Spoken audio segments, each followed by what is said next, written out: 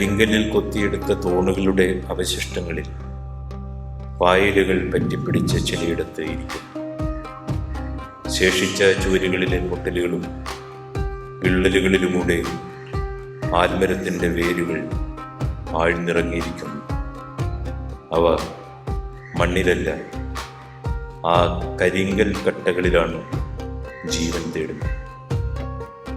ശ്രീകോവിലിൻ്റെ വാതിലുകളുടെ പാളികൾ ചിതലടിച്ചിരിക്കുന്നു.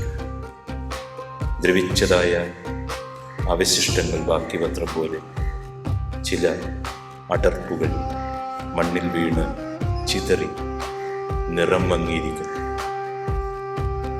അതിലെ വിഗ്രഹങ്ങൾ, അതിൻ്റെ ഗർഭഗൃഹം അകത്തളങ്ങളിൽ ഇരുളിങ്ങനെ മൂടിയിരിക്കുന്നു.